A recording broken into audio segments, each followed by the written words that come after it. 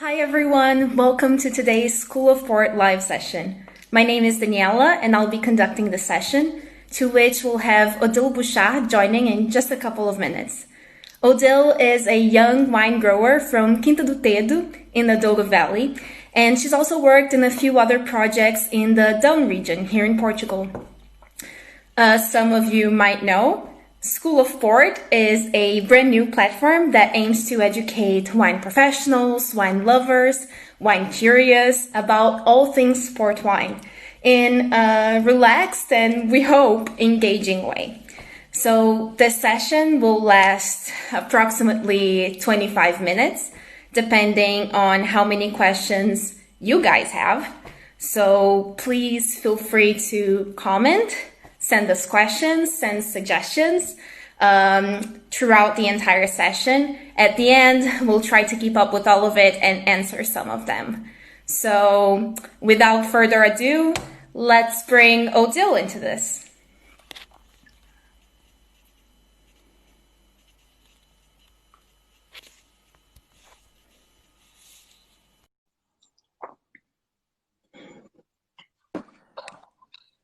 Hi, Daniela. Hi, Odile. It's great to see you. You too. How are you doing? How was harvest this year? It was good. It was good. I actually didn't do harvest at Tedo. I was in Down this year, but I was going back to Tedo on a regular basis, and I heard that and I saw actually, I mean, I was there on the weekends, that the yields were not huge, but the quality was very good. And for being a port wine producing Quinta, working only from estate grapes, we're able to oversee all the quality of our grapes, and they were really good for making port wines. Nice. Other than that, we also are having a fun new project this year where we're going to make a Douro rosé. So a couple years ago, we started making Porto rosé, and now we're going to launch a Douro rosé aged partially in cocho pesto, which is similar to terracotta, but it's Nice. a clay-based material that the ancient Romans used to use for building their aqueducts. So we think it'll add and a different side to the character of the Valley Rosé. Yeah, I've tried your rosé port and I thought it was great. So I can't wait to try the new rosé wine. Yeah, that sounds super exciting. The same way, minimal contact and with very light color. So we're trying to keep it fresh. Definitely. Can't wait to try it. So let's backtrack just a little bit, because I know this is a curious thing. Your mother is American and your father is French, and yet you guys made your way to the Douro Valley. So if you can tell us a bit about how your family fell in love with the Douro and what made them acquire Quinta do Tedo back in 1992, right? Yeah, it was in 1992, so I was still not existing on the planet Earth at that moment. But my older brother, I was just coming into existence myself. Yeah, back in the day. But yeah, my father comes from a well-known winemaking family in Burgundy, so he's 8th generation Bouchard père et fils, and that's a wine-making family from Beaune. But typical French, they tend to have a lot of babies, and so he has a lot of sisters. And it's his older brother that actually took on the family business. And my father started off really, I mean, he has the wine education. He made wine. He also worked in the barrel industry, and we still have a barrel business that we sell mostly to the US. But him and my mom, they also met at a wine convention, so it was all wine related. And they came a wine story through and through. Family story, it's in our blood. But they came to Portugal in the late 80s and early 90s, hiking around and looking for these dolomites, basically, like these houses made of these massive stones that are extracted from the ground. It's kind of like Asterix and Obelix. It's from way back when, ancient civilizations. And they fell in love with Portugal, and my father always wanted to make port. He wanted to kind of get out of Burgundy and do something a bit different. And they found Tedo at the right place at the right time. I mean, it's an excellent location for port wine production. We're in grade A quality terroir for the production of port wine. And so that's really what we focus on is red port wines. Right. And speaking a bit more about the subject of today's session, which is Douro's unique terroir. You were talking about how Quinta do Tedo is grade A. It's a classification system that they use in the Douro Valley. But I wanted to know, in a bit more of your personal opinion and your experience having like practically been born into Quinta do Tedo, what elements of this Douro terroir that fascinate you, that keep you involved, keeps the passion for the wine and the family going? I think one of the initial things that really attracted my parents and also me to it, and most tourists, I think everyone that goes to Douro is just blown away by the beauty of the landscape. It has an incredibly dramatic landscape, so really steep terraced vineyards, and most of the landscape is also shaped by human hands. That's why it has the UNESCO classification. So it's truly a sight to behold, right? Yeah. But it's very hard to make wine there, or it's not hard to make wine, but the history of wine is immense and it goes back centuries. And I think the history and the beauty of the area is something that just automatically captures people, as it did my family. But then once you start working there, I think you realize the more subtle nuances and what a sort of terroir from a region like that has in terms of giving off character in the wine. So well, you have this typical saying of 9 months of winter and then 3 months of hell. So we have very hot and dry summers. We have quite wet and long, cold winters. It's changing a bit now with climate change, of course.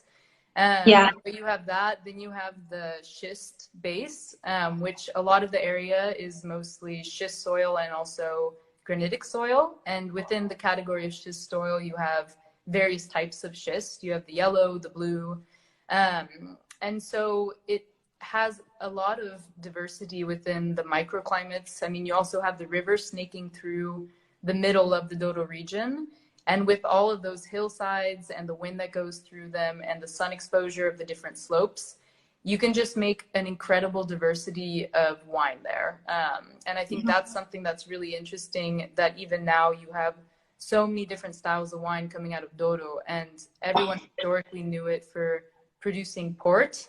But you have white ports now, you have rosé ports, you have dry ports, different styles of ports, and then all the different types of wine, sparkling wine as well. So it's a region that I think still has a lot to be explored in terms of its potential to create different styles of wine. And I think that's something that just, for us, it makes working there very interesting, because the future of the project is honestly until infinity, because I think with everything you can do, there's always room for growth and change and evolution. Yeah. You were talking about the different styles of wine, just harking back to the comment you made earlier. We've received a question, which was what grape varieties are going into your new rosé wine that you're making? Okay. So we have a small portion on our land for, it's a field blend. So it's not necessarily old vines, but it's middle-aged vines. So kind of teenager old vines, which works with the millennial color that the rosé is at in the stage of its end of fermentation right now. But the grapes that are going into it are the Tourigas. So we have Touriga Nacional, Touriga Franca, and then Tinta Barroca. So it's a blend of the three little birds, or the three bagos as we call them, and it makes for classic Douro port grapes. Yeah, exactly. So the same grapes that you use also in port wine, but we're trying them out to see how they express in the rosé, and it's tasting quite delicious right now. We did part fermentation in the Cochopesto, so the amphora style vats, and then another part in inox, and so it's very light, very refreshing, has a little bit of like minerality to it, even though that's a controversial word, but I think it has freshness to it that is surprising coming from the Tedo microclimate that is quite hot and mature grapes.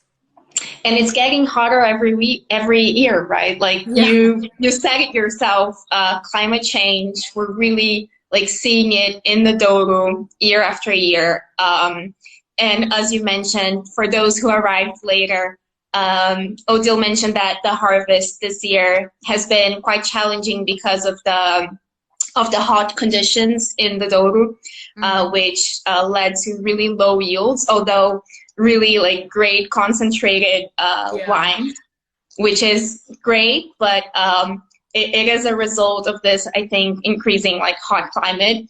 How have you been like perceiving the climate change at Quinta do Tedo, and what are you guys like trying to do to work around it or work with it, so to say? Yeah. Well, typically we've always been a quinta that has picked a little bit earlier than others because we like to have a bit more freshness, not so much mature flavors in our wines. So we pick a little bit earlier. We also converted to organic certification in our vineyards in 2009, and that's a 3-year conversion. So by 2012, we had our 18 hectares of vine, which is the only source of vineyard that we get grapes from because we're an estate quinta. We had all of them certified organic. So I think the talk about how to react to climate change is something that cannot be done in 1 year or 2 years. It's a long-term process, and trying to use as little harmful material in the ground. But also Douro Valley's terroir and the vines that grow there are naturally, I think, evolved to cope with such harsh conditions. You have very infertile soil, very hot conditions, low water. So there's been a long evolution process of the vineyards to that type of terroir, and it is going to get hotter, and the winters are going to get longer. There's all these different ways that climate change plays out, but I think people are making significant efforts to try to take precautionary measures to avoid the effects of climate change. But also you have Touriga Nacional, which has been really hyped up so much as the noble grape of Portugal. And it's not only noble in the way that it expresses in terms of wine or port, it's quite adept to dealing with drought, and it's quite resistant to diseases as well, even though they say that it's the winemaker's dream, but the viticulture is a nightmare because it has so much foliage and it really kind of goes out of control. But it's interesting. It's an interesting grape, and we see it being used more in Bordeaux and also in Napa and in South Africa because it's a grape that's known to be able to cope well with hotter conditions. So let's put a pin on Touriga Nacional because I really want to talk more about her with you. Talk about her. But just building on what you said, we've had a question which was, what's the biggest challenge of harvesting in the Douro? And I think it touches a bit on those points that you were making about the harsh conditions. But if you can expand a bit further on your experience at Quinta do Tedo. Well, at Quinta do Tedo, as in I think most wineries in Douro, we do everything by hand. So it's an immense amount of manual labor, and it's not only during the harvest, not only during the picking. So we plow our vines with the horse and one of our vineyard workers. We also have to regularly rebuild the walls that make up the terraces that the vineyards are planted on. So you have very intense landscape that's beautiful, but it's very hard to work. And so I think that makes it quite hard for producing wine in Douro Valley, but it's a hard but really rewarding process, right? Just to remind everyone who's watching, those who came in later, we're taking questions, so please feel free to send any comments or questions, and we'll get to them as we can. But meanwhile, Odile, you worked on a few projects in the Douro region here in Portugal, as you've mentioned. So I was wondering if you could talk to us a bit about the main differences in terms of terroir between the Douro, which you're so used to, and the Douro, but not also terroir, also viticultural practices, the main differences that you've seen throughout these two regions. So just to give a little bit of background information, my obsession with the Down region started with in Cruzado. I don't know, for some reason, being from part Burgundian, we normally drink Burgundian whites. We've explored a lot of Portuguese whites as well with my family, but it was really trying an in Cruzado from Dow a couple years ago that we were blown away by the quality and the freshness of it. So it just automatically sparked my interest. And doing my wine tourism masters, a part of it was an enology internship. So I did that at Tabuadela, which is the new winery of Amorim in Down. And that was in a specific part of Down. And then this year I did it near to the mountain range of Serra da Estrela, so a different part of Down. And one of the first things that I realized was just how big the Down region is. You don't have as much of it planted to vineyards as you do in Douro. It's not a hyper concentration of vineyard plantings, but it expands quite vastly. And surrounded by mountain ranges, right? Exactly. So you have the 4 mountain ranges surrounding the Down region, which kind of creates a microclimate of its own. You have various rivers passing through the region, which creates another set of conditions that make for diversity in the terroir amongst the region. But also the ground is mostly granitic. You have some clay as well. And that's very different from Douro, which is mostly schist in different forms, and also some granite. Then you also have a little bit higher elevation in Down area. And from my experiences, I mean, it's crazy during harvest there. You have really, really cold nights, even when it's not middle of summer, but late summer. And I'm used to in Douro Valley having really warm nights. So I think with the coolness and the diversity of daytime to nighttime temperatures, you also have a longer maturation process of the grapes. And what I've read and what I've experienced of just tasting Douro wines and Down wines, I think Down wines have a little bit more acidity, more freshness, and it's just it's a different profile. And you also have in Douro an amazing amount of native grapes, so that makes for great complexity in the wines. And in terms of the winemaking style, well, I think it's quite interesting because Douro Valley people think of as in the past being for port wine production. And now it's been since the 1980s that the red wine production and white wine, still wine in general, has really boomed. In Down, you have since the early 1900s that it was recognized as an appellation, making still wines. And in Down too, you have historically a lot of the vineyards were planted to white grapes, so a lot more in Cruzado, for example. But then with the hype of Touriga Nacional, you had a large plantation, what do you call it, recovery, or a lot of the whites were transformed to reds. Right. Yeah, so I think it's also a region that really excelled in the past for the white wine production, and it's coming into developing the red wine production as well, even though there's centuries of history in both. All of these regions are changing and just exploring new expressions of the terroir and the grapes there. And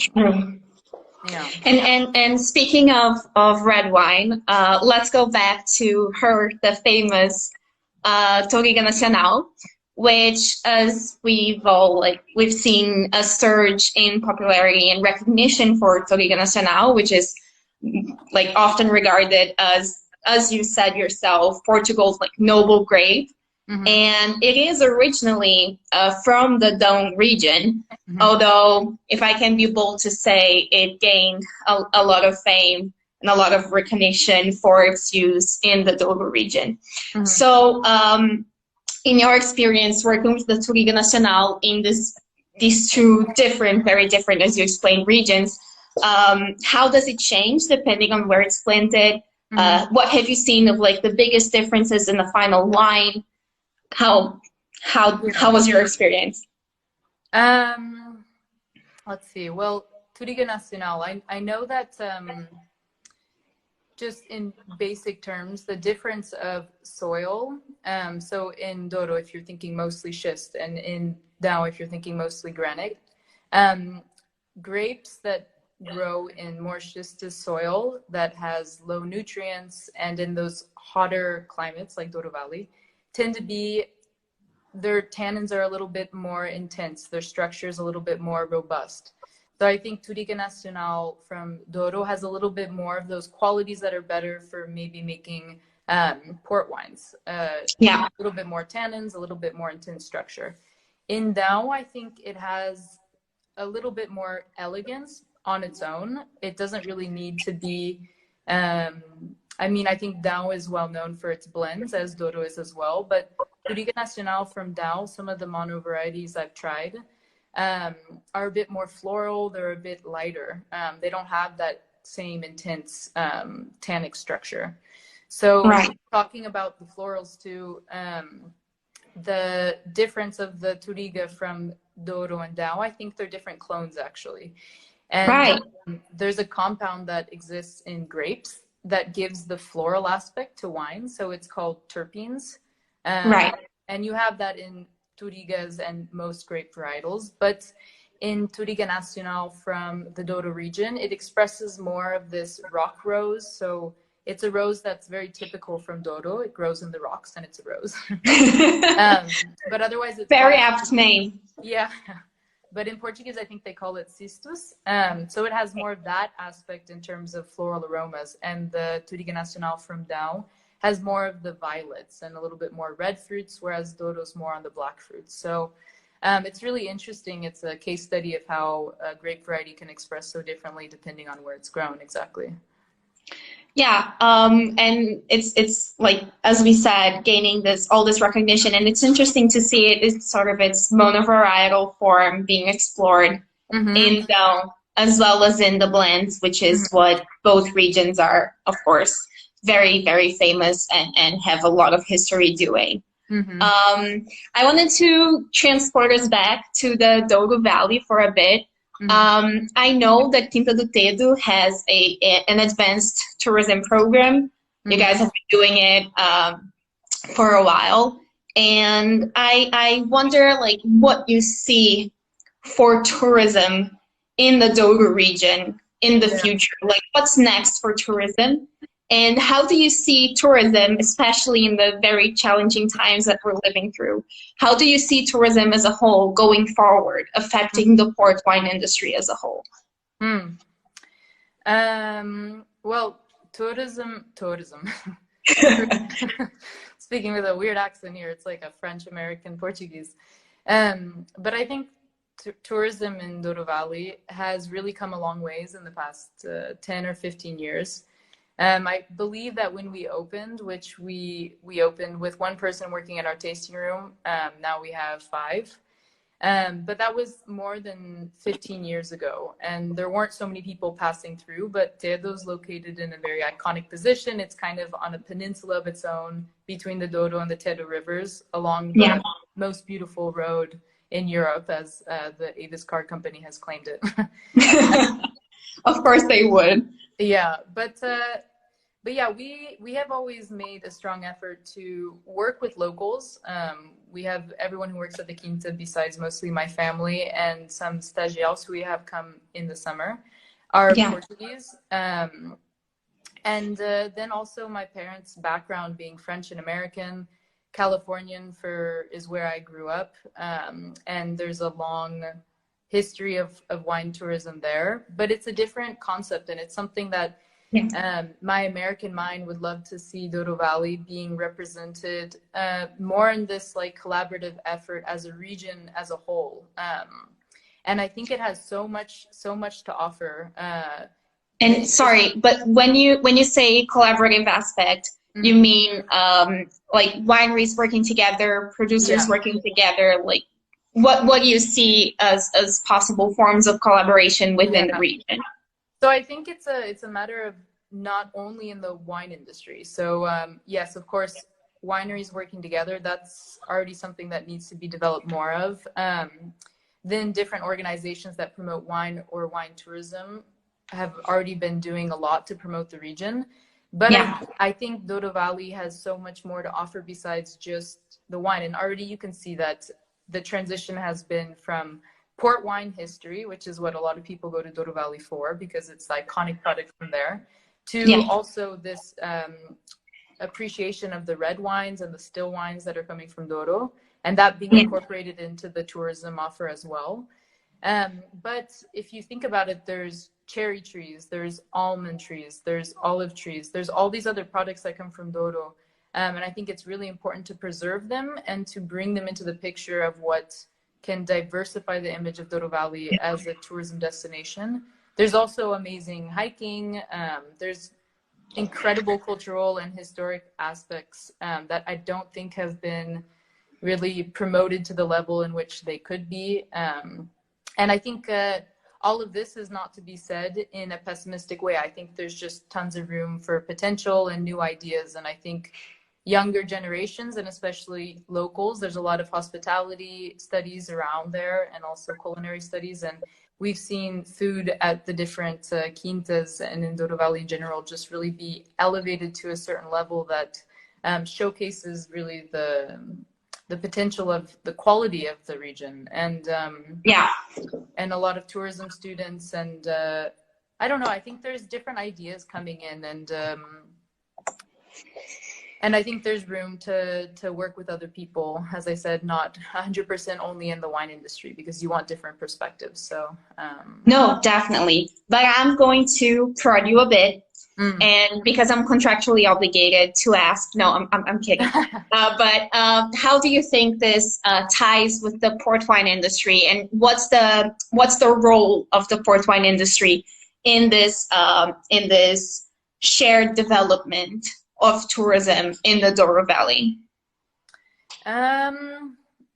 Well, I think port wine, it's been spoken about for a bit, and there's been some efforts to renovate the image of port wine, because it's considered always a beverage that our parents drank, or that a beverage that is not typically drunk by Portuguese, more by English or French or German. And I think trying to promote port as a beverage that could be drunk in a versatile means by a diversity of ages as well is very important.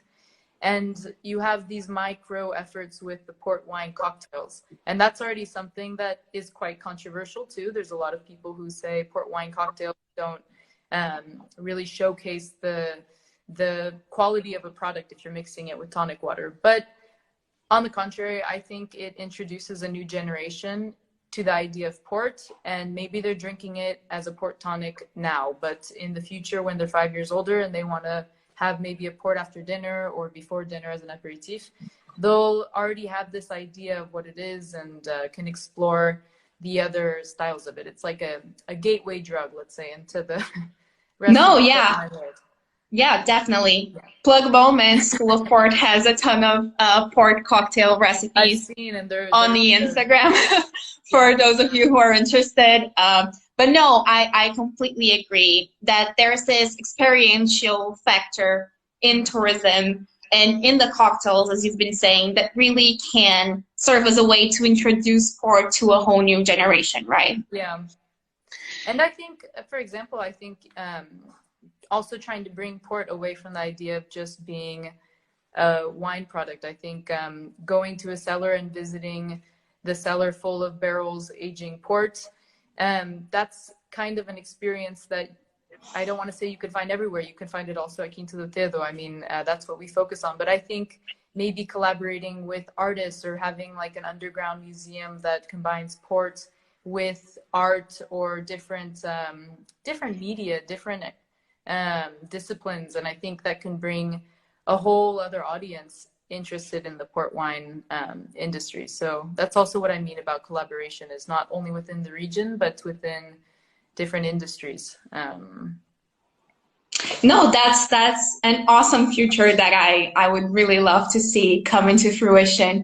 And I think that with like you and all this like wineries that have this new generation coming in, I think that it's more and more likely, and it's something that we're working towards, right? Yeah, exactly. Yeah. Is a vital ingredient too. I think my generation, and I'm speaking like I'm an old person speaking about my generation, but I do find that we don't have as much patience in a project like that to do it well, to renovate the image of port. It doesn't happen in 3 years. I mean, it's a product that is more than couple centuries old. So if you're trying to change who's drinking it and how they're drinking it in a day, it's Yeah. not going to work. So patience is also key. Yeah, and it's a product that takes time to be done.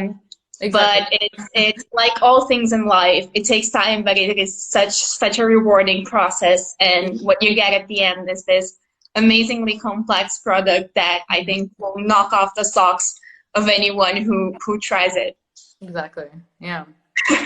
Odile, we're reaching the end of our session. Unfortunately, I want to thank you don't so go over. Normally, I feel like I just can talk and talk and talk, but the port wine's waiting for me. I haven't had any yet, so maybe that's why It's true. I'm not as lubricated. The people want to dinner. They want to eat. I want to thank you so much for taking the time to hang out with us. Mm-hmm. And I want to thank everyone who's watching. I hope we were able to shed some light in the topics that we wanted to talk about, and I hope that we answered some of your questions. Please feel free to send us direct messages in the future with any subjects that you would like us to cover in future sessions like this one, or any other questions that you have that we might be able to answer. We'll try to get to it as soon as we can. And don't forget to stay tuned at School of Port for more updates, brought to you by the Port Med people at Symington Family Estates. Awesome. Bye, guys. Bye. Thank you.